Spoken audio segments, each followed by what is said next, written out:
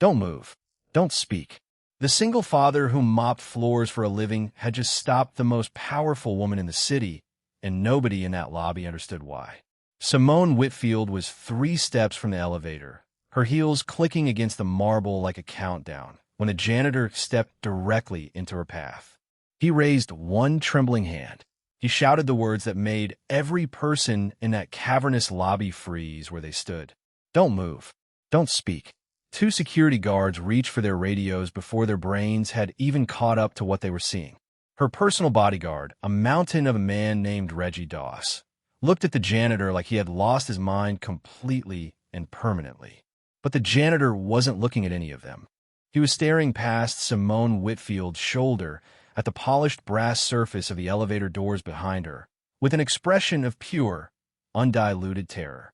Something in that reflection had told him that the next 4 or 5 seconds would decide whether someone lived or died. His name was Marcus Bell. He was 38 years old, a single father, and for almost 3 years he had spent his nights cleaning the executive floors of Whitfield Capital, one of the most powerful financial firms in Charlotte. His uniform was faded at the collar. His shoes were cracked along the sole from years of standing on marble and tile. Behind his tired eyes lived the particular exhaustion of a man who had spent years putting everyone else's needs before his own, so consistently and so quietly that most people had simply stopped seeing him as a man with needs at all. Nobody in that lobby knew that Marcus Bell had once dreamed of becoming an emergency medical technician. Nobody knew that after his wife Denise died 6 years earlier, he had folded that dream up like a letter he no longer had the heart to finish reading and put it away in a drawer he rarely opened so that he could raise their daughter alone. And nobody standing frozen in that lobby that night knew that the strange, urgent warning he was about to give the most powerful woman in the building was about to tear open a secret that had been rotting quietly inside the company for months.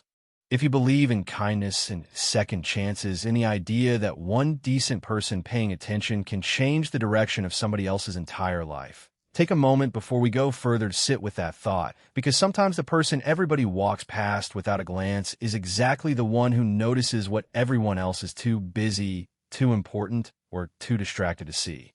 Marcus had been working at Whitfield Capital for almost 3 years by the night everything changed. He arrived before the sun came up over the skyline, when the building was still dark and hollow feeling, its glass corridors empty of the ambition that would fill them by 9 a.m.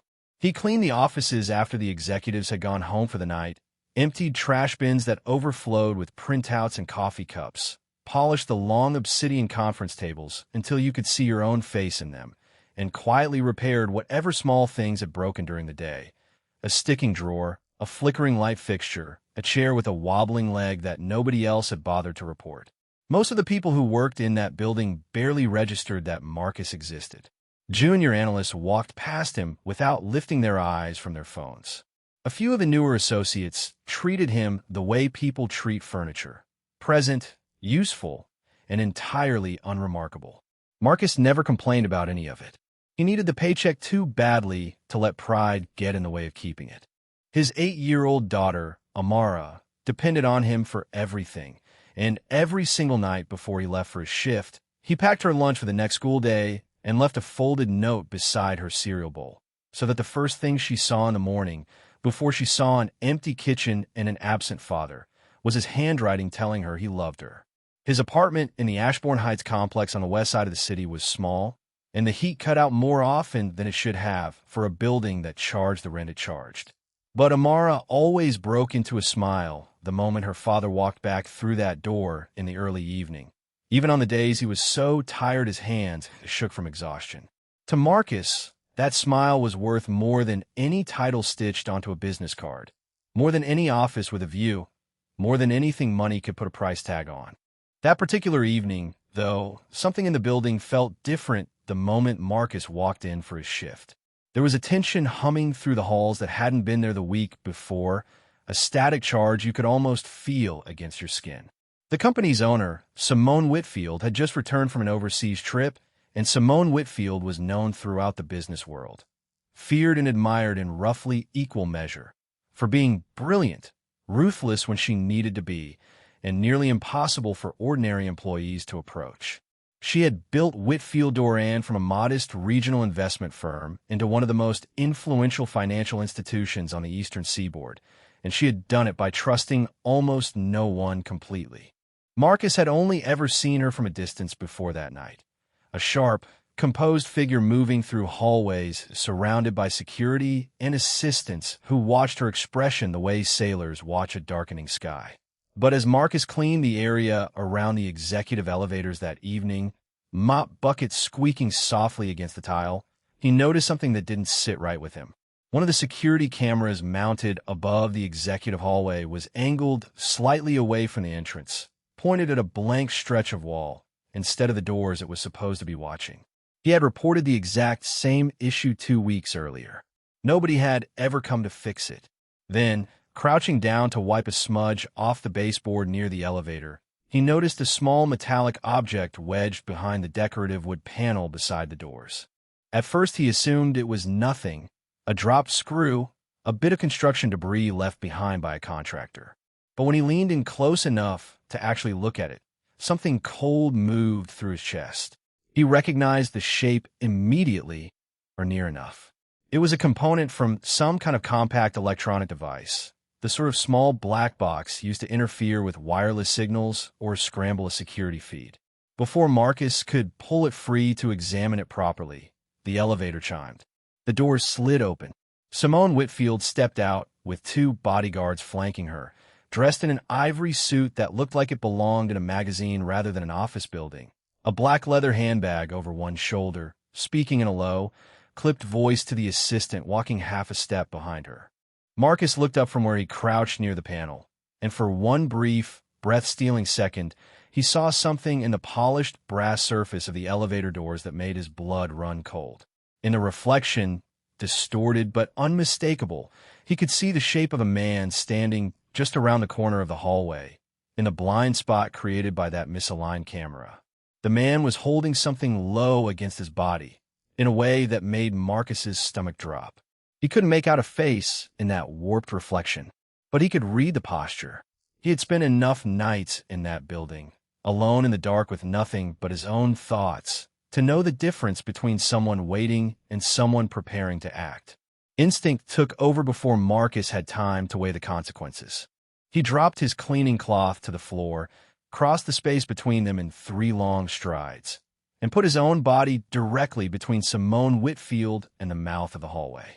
His hand shot up in front of her like a traffic signal, and the words tore out of him before he'd even fully decided to say them.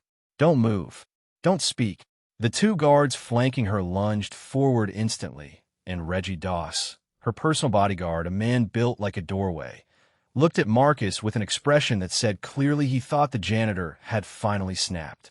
But Marcus wasn't looking at any of them. His eyes stayed locked on that reflection in the elevator doors, tracking the shape around the corner with the kind of stillness that comes from real fear, not performance.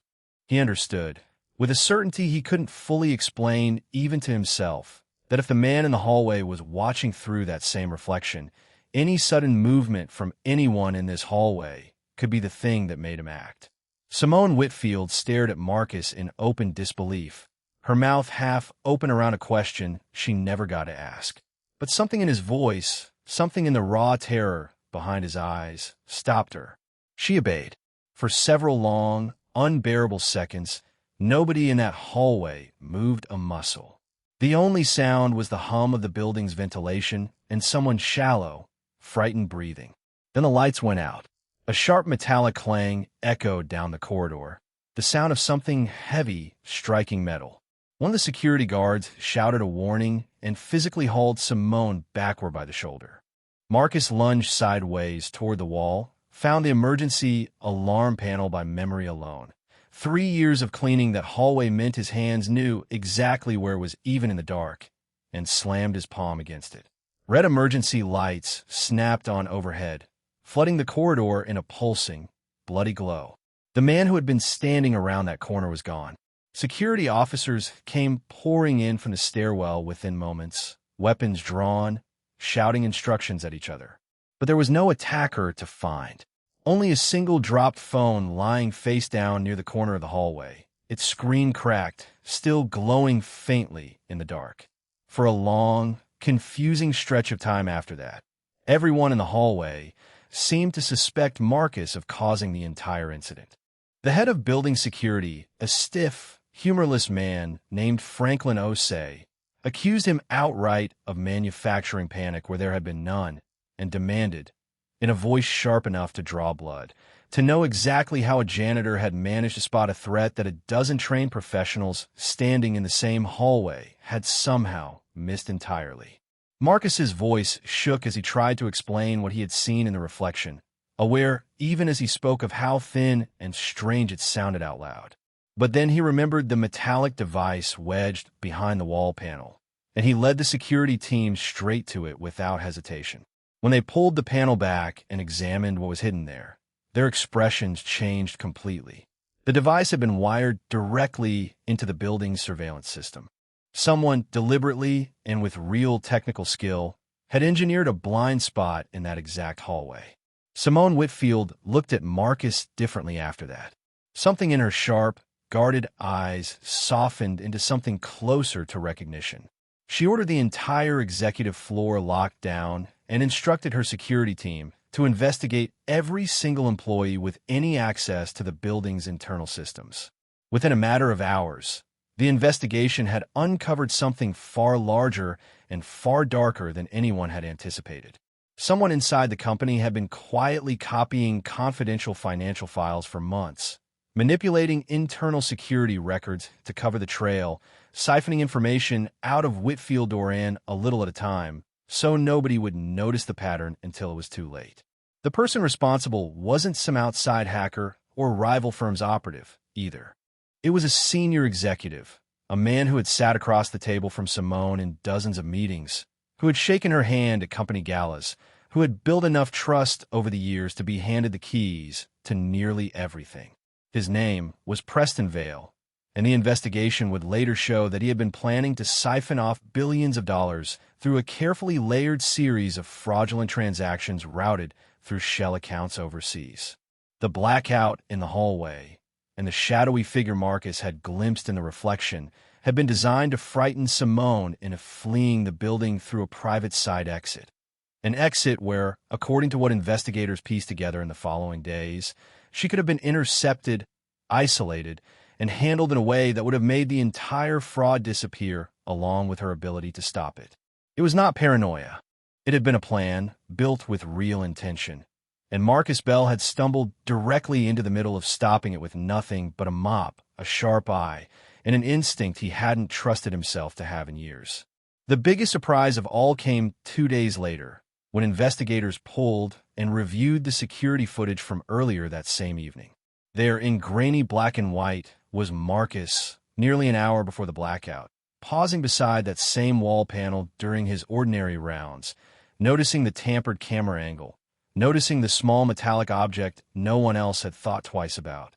His routine, unglamorous work had carried him into corners of that building that executives never bothered to look at, into the blind spots between meetings and deadlines where nobody important was paying attention. And it was precisely there, in those overlooked corners, that his habit of noticing small, easily dismissed details had cracked open the entire scheme before it could finish playing out. The next morning, Marcus arrived for his shift fully expecting to be fired. In his mind, he had already rehearsed the conversation a dozen times on the bus ride over. Some version of thank you for your service. But you interfered with a professional security operation, and we can't have that. Instead, when he clocked in, a message was waiting for him. Simone Whitfield had personally asked to meet with him in her office on the 40th floor.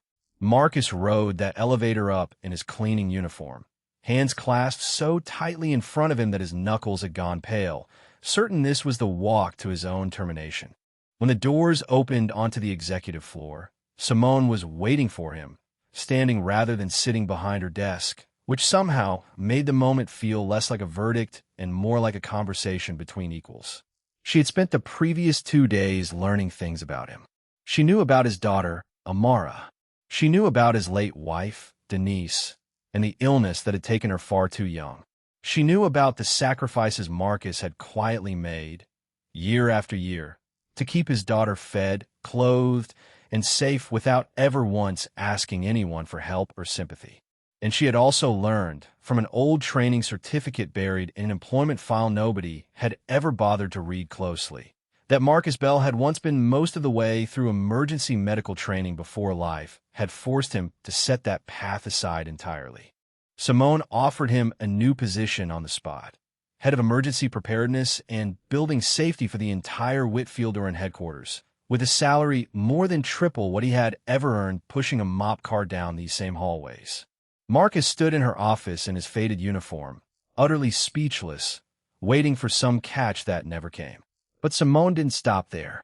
In the course of learning about his life, she had also discovered that Amara had been struggling quietly with school expenses, a field trip Marcus couldn't afford to send her on, a tutoring program that was just out of reach financially, small indignities that Marcus had never once mentioned to anyone at work, because that wasn't the kind of thing you talked about with people who had never had to worry about it. So Simone created a new scholarship program for the children of Whitfield employees, funded quietly out of her own personal accounts rather than the company's, and made certain that Amara was the very first name enrolled in it. Marcus nearly broke down completely when he understood what that meant. For the first time in 6 years, he wouldn't have to choose between paying the electric bill on time and buying his daughter the shoes she actually needed instead of the ones that were falling apart. He stood in that glass office on the 40th floor and cried in front of his boss, and for once in his life, he didn't feel ashamed of it. Months passed. Marcus still walked through that same marble lobby every day, but almost everything about his life inside that building had changed. Employees who had once looked past him now greeted him by name in the elevators. Security officers who had once dismissed him listened carefully whenever he spoke, because his instincts had proven sharper than anyone's professional training that night, and word of that had traveled through the company the way word always does. His new office, several floors below Simone's, but with its own window overlooking the city skyline, was a world away from the utility closet where he used to store his cleaning supplies. And yet Marcus kept his old laminated janitor's ID badge in the top drawer of his new desk, tucked beneath a stack of safety manuals, where he could see it every time he reached for a pen. It reminded him where he had come from. It reminded him of all those late nights when he had believed, quietly and without bitterness, that nobody important was ever going to listen to a word he said. One evening, months after everything had settled into its new shape, Simone passed by his office on her way out of the building and noticed a framed photograph sitting on the corner of his desk. It showed Marcus and Amara standing beside a modest, slightly lopsided Christmas tree in their old apartment, both of them grinning at whoever was holding the camera. She stopped in the doorway and asked him, gently, why he still kept a photograph like that on display in an office with a skyline view. Marcus smiled at the question, the kind of smile that carries a little bit of old grief folded up inside it.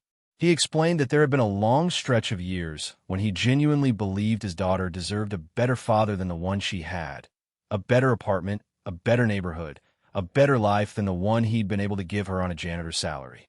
And then, somewhere along the way, he had come to understand something that no promotion or paycheck had ever been able to teach him. Amara had never once needed him to be rich. She had only ever needed him to keep showing up. Simone stood quietly in the doorway for a long moment after he said that, absorbing it in a way that seemed to reach somewhere deeper than polite interest. She was beginning to understand that the man she had once walked past in that lobby without a second glance, night after night for 3 years, had saved her life without asking for a single thing in return. Not money, not recognition, not even a thank you loud enough for anyone else to hear. If this story moved you, if it reminded you that good people are still quietly doing the right thing in places nobody thinks to look, hold on to that feeling for a moment, because it's worth holding on to. And before we go, here's a thought worth sitting with. A person's true worth has never once been determined by their job title, the clothes they wear to work, or where they rank on somebody else's org chart. Marcus Bell walked into that building on an ordinary Tuesday as a man nobody noticed. He walked out of it that night as the man who had saved a billionaire's life. But the greatest reward he ever received wasn't the promotion, and it wasn't the money, and it wasn't even the sudden respect of people who used to walk past him without a glance. It was the simple, quiet knowledge that when the moment actually came, when it mattered more than it had ever mattered before, he had chosen, without hesitation and without being asked, to protect someone who might never otherwise have learned his name. And sometimes, that single choice, made in an ordinary hallway by an ordinary man carrying nothing but a mop and a lifetime of paying attention, is exactly what makes a person extraordinary.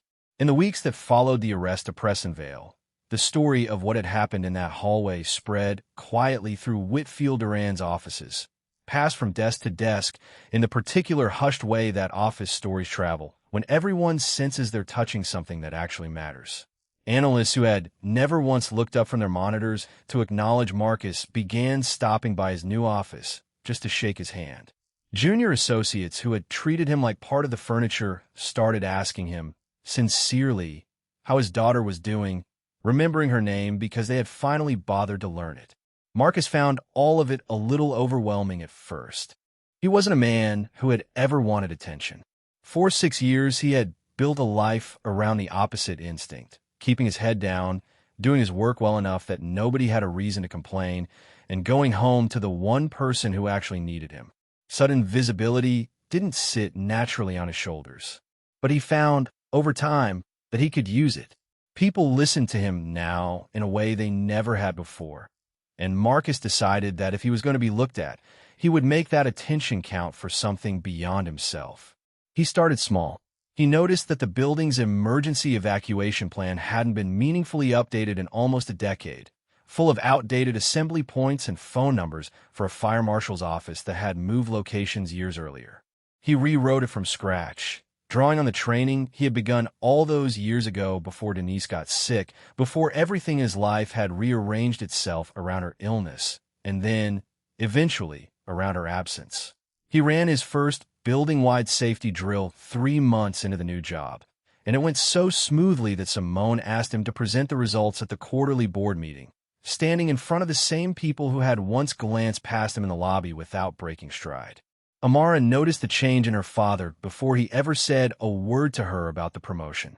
She noticed it in the way his shoulders sat differently when he came home in the evenings, less like a man bracing for the next blow, and more like someone who had finally set a heavy bag down after carrying it for years. She noticed it in the little things too: new sneakers that actually fit, a permission slip for the Science Museum field trip that he signed without that familiar flicker of worry crossing his face, a Saturday afternoon spent at the park instead of catching up on sleep before another overnight shift. One evening, not long after the scholarship program had been announced, Amara asked her father, with the blunt honesty only an 8-year-old can manage, whether they were rich now. Marcus laughed, really laughed for the first time in longer than he could remember, and told her that they weren't rich. Not really, not in the way she probably meant. But they were safe now. And for the two of them, after everything, safe was its own kind of miracle. Simone Whitfield, for her part, found herself thinking about that night in the hallway more often than she expected to.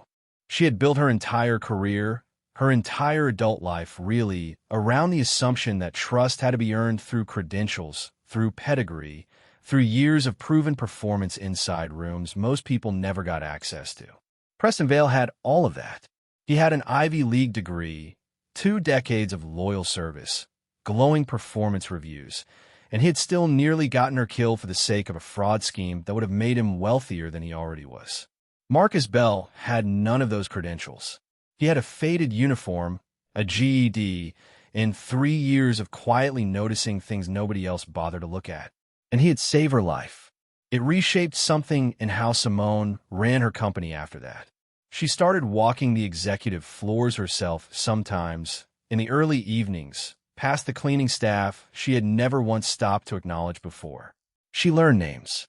She asked questions. It didn't fix everything about the culture at Whitfield Duran overnight. No single realization ever does, but it planted something that grew slowly over the following year. A small shift in how the people at the top of that building treated the people who kept it running underneath them. Franklin Osei, the head of security who had accused Marcus of manufacturing the entire incident, eventually sought him out privately to apologize. It wasn't an easy conversation for either of them.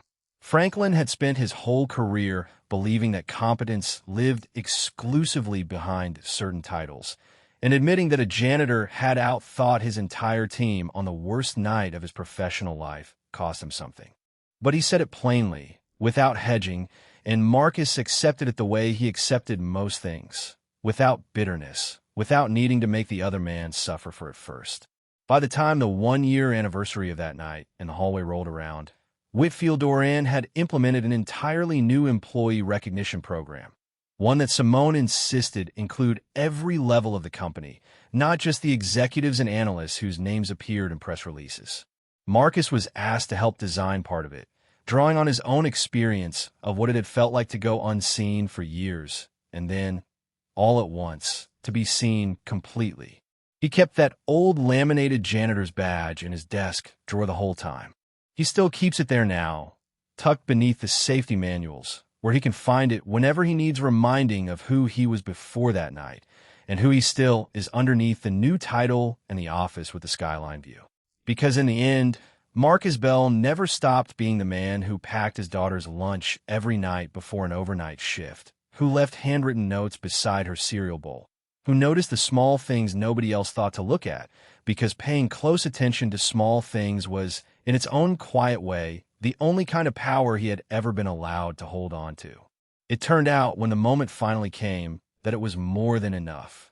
Amara is 9 now. She still keeps a photograph of her father in his old uniform, standing next to his new one, taped to the corner of her bedroom mirror, a reminder of both the man who carried her through the hardest years of their lives and the recognition he eventually, deservedly received. She tells people at school, when the subject comes up, that her father saved a billionaire's life with nothing but a mop and a warning. Most of her classmates don't quite believe her. Marcus, when he hears about it, never bothers to correct the record. Some stories, he has learned, are exactly as true as they need to be. And somewhere in the marble lobby of Whitfield Doran Capital, on quiet mornings before the sun has fully cleared the skyline, you can still sometimes find Marcus Bell walking through on his way up to his office, nodding at whichever member of the overnight cleaning staff happens to be finishing their shift, calling them by name, asking about their families, remembering, because he has never once let himself forget, exactly what it felt like to be the person everyone else in that building had trained themselves not to see. To understand how far Marcus had traveled to reach that hallway on that particular night, you have to go back further, past the 3 years he spent mopping floors at Whitfield Doran, back to the small brick house on Ferris Lane, where he and Denise had started their life together. They had met in community college, in an anatomy class neither of them particularly enjoyed, bonding over the shared misery of memorizing bone structures for an exam that felt designed to break them. Denise had wanted to be a nurse. Marcus had wanted a ride in the back of an ambulance, doing the kind of work that mattered in the exact moment it mattered most. They used to lie on the hood of his old Buick in the parking lot after night classes, talking about the lives they were going to build once they both finished their certifications, once the hard part was behind them. For a while, it looked like that future was actually going to happen. Marcus finished most of his EMT coursework. He rode along on 3 reel calls as part of his clinical hours, and he still remembered, even now, the particular calm that settled into his chest the moment chaos broke out around him. The way his hands stopped shaking and his mind sharpened instead of scattering, the opposite of what happened to most people under that kind of pressure. His instructor told him, more than once, that he had the temperament for the job in a way that couldn't be taught. It was one of the only times in Marcus's life that someone in a position of authority had told him, plainly, that he was good at something that mattered. Then Denise got pregnant with Amara, and money got tight in the way it always does for 2 people try to finish school and raise a child on part-time wages. Marcus picked up more shifts at the warehouse where he'd been working nights to pay for classes. Denise pushed her nursing program back a semester, then another. They told themselves it was temporary, the way young parents always do, a short detour on the way back to the plan. It was never temporary. Life kept adding weight to that detour until the original road disappeared underneath it entirely. Marcus's EMT certification lapsed because he couldn't afford the recertification course and couldn't spare the hours away from work to take it even if he could. Denise's nursing dream got pushed back so many times it eventually stopped being discussed as a dream at all, becoming instead one of those quiet things a couple simply stops mentioning to each other, not out of pain exactly, but out of kind of tired acceptance. They were happy anyway. That was the part Marcus held onto hardest in the years after everything fell apart. They had been genuinely happy in that small brick house, with Amara growing from an infant into a toddler, into a little girl who called her father Daddy Bear for reasons neither of them could ever fully explain, who fell asleep most nights on Marcus's chest while he watched late television with the volume turned low. Denise got sick when Amara was 2 years old.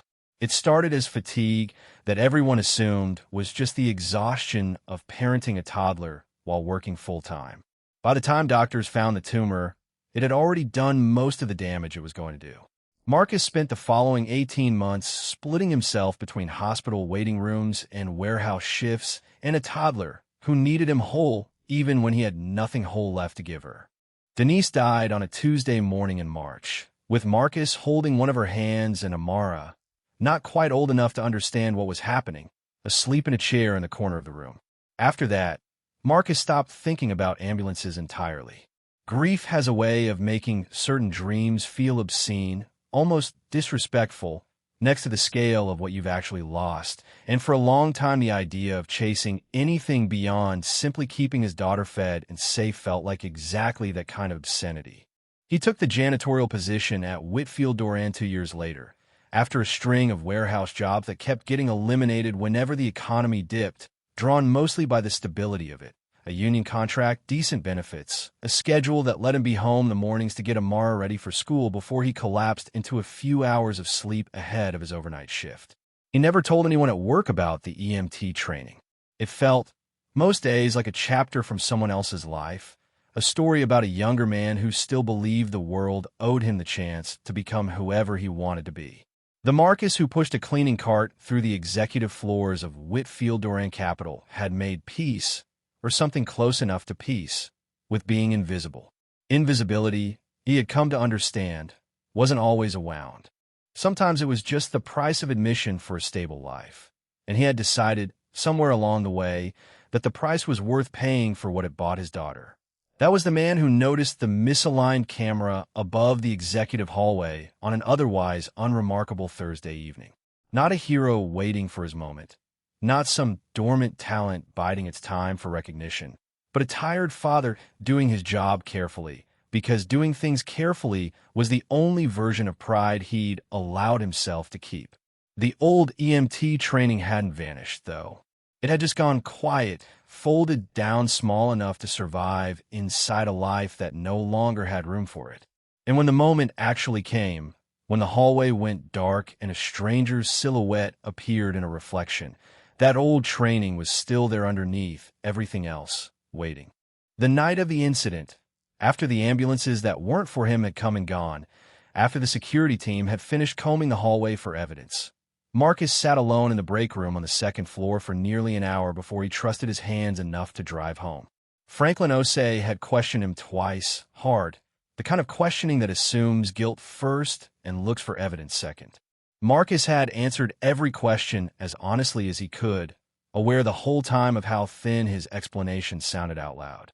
I saw something in the reflection, I just knew, and aware, too, that a story like that, coming from a man in a janitor's uniform, was never going to be believed the same way it would have been believed coming from someone with a security badge and a title.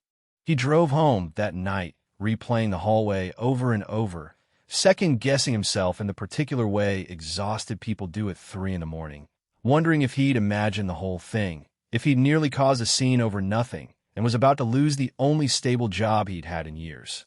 Amara was asleep at her grandmother's apartment down the hall, where she stayed on the nights Marcus worked.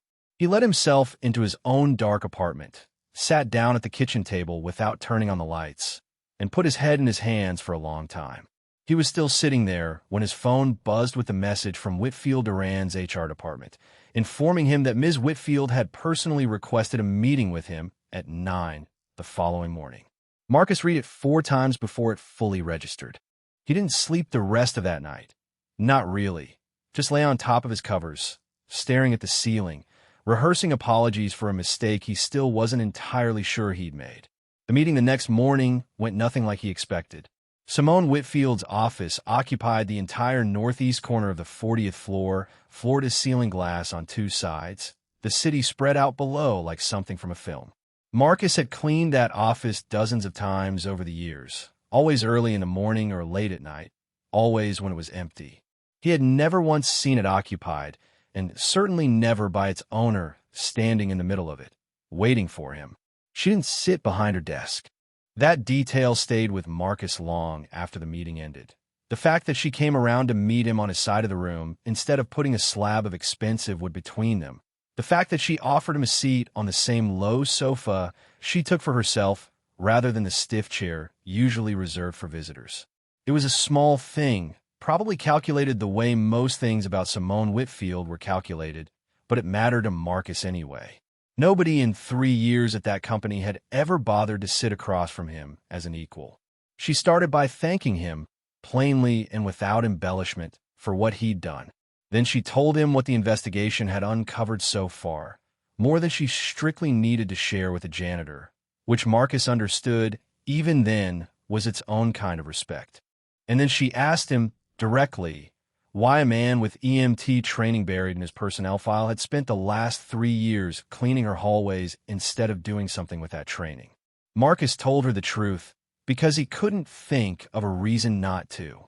He told her about Denise, about the tumor, about the 18 months of hospital rooms and warehouse shifts and a toddler who needed him whole, about the way certain dreams start to feel obscene next to certain kinds of loss, and how he'd made his peace with that a long time ago. Simone listened to the whole thing without interrupting, which Marcus would learn over the following months was not typical of her at all. When he finished, she didn't offer sympathy, exactly. She offered something that felt more useful to him than sympathy ever could have. She offered him a way back to the version of himself he'd folded up and put away 6 years earlier, dressed up as a promotion, but functionally something closer to a resurrection. He said yes before she'd even finished laying out all the details. The transition wasn't as seamless as it might sound when compressed into a single conversation on a sofa on the 40th floor.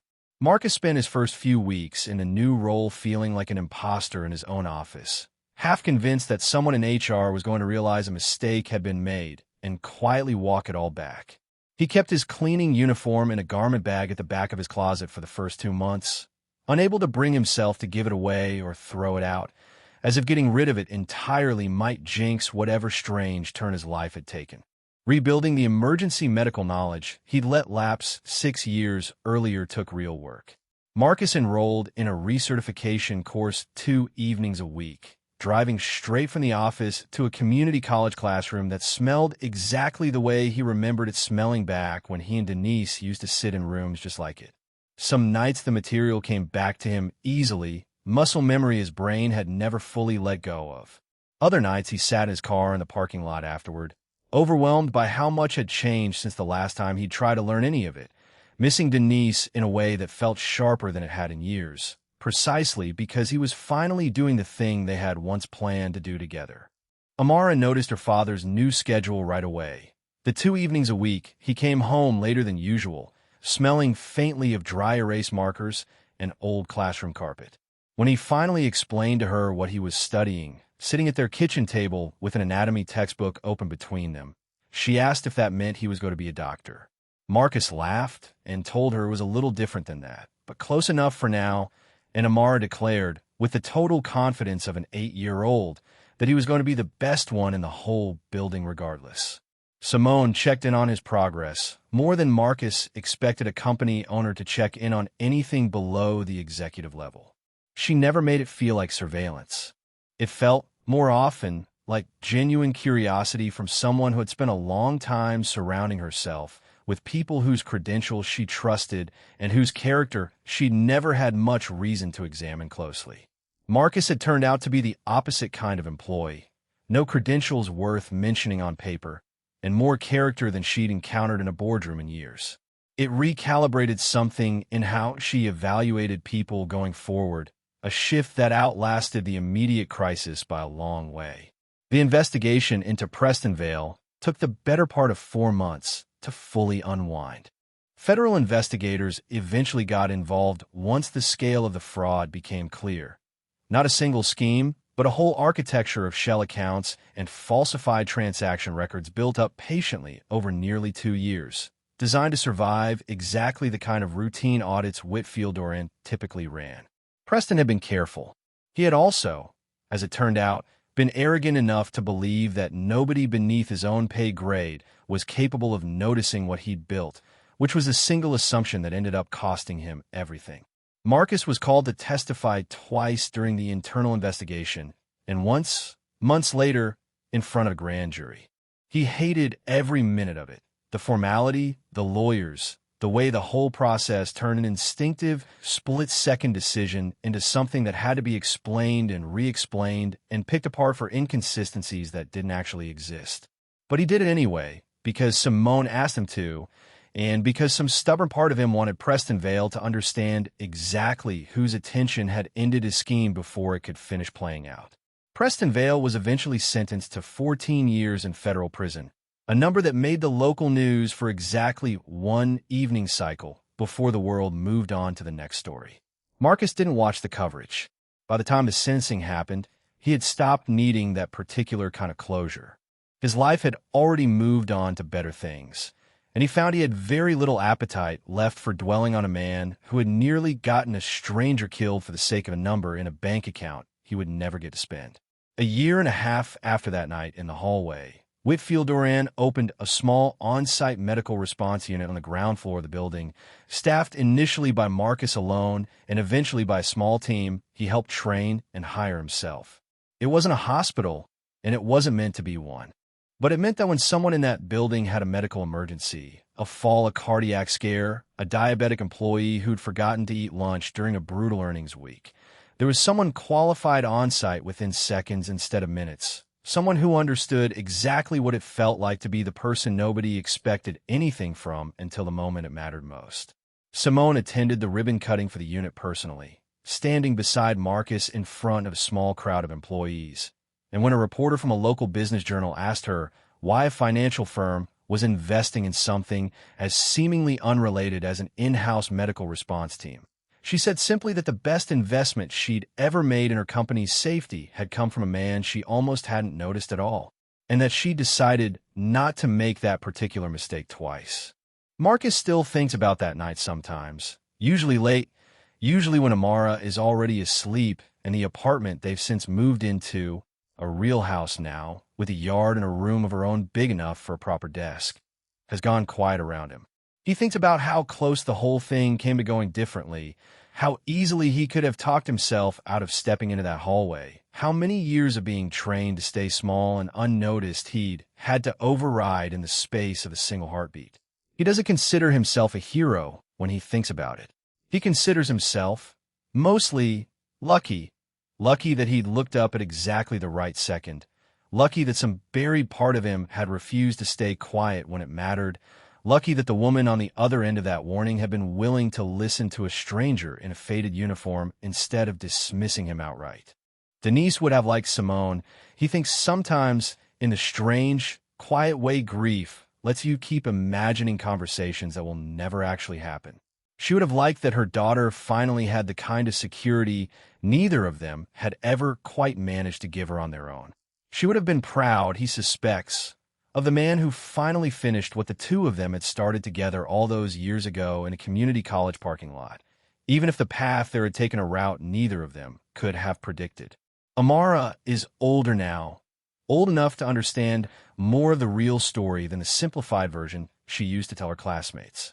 She still keeps that photograph on her mirror. She has added others to it over the years. Her father in scrubs at the ribbon cutting for the medical unit. The two of them standing in front of their new house on the day they moved in.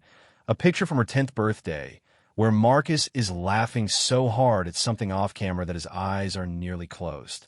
She understands now, in a way she couldn't have at 8 years old, exactly what her father gave up and exactly what it cost him to give it up quietly, without complaint, for years before anyone thought to notice or thank him for it.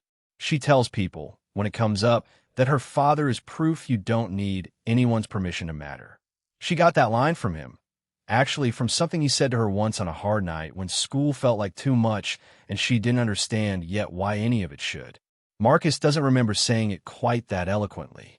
But he doesn't correct her either, because it's true regardless of how exactly the words first came out of his mouth. And every year on the anniversary of that night in the hallway, Simone Whitfield sends Marcus the same simple message. Just a handful of words, no embellishment. Still glad you were watching. Marcus always writes back the same thing in return, because some truths don't need updating no matter how many years pass between them. Someone had to be.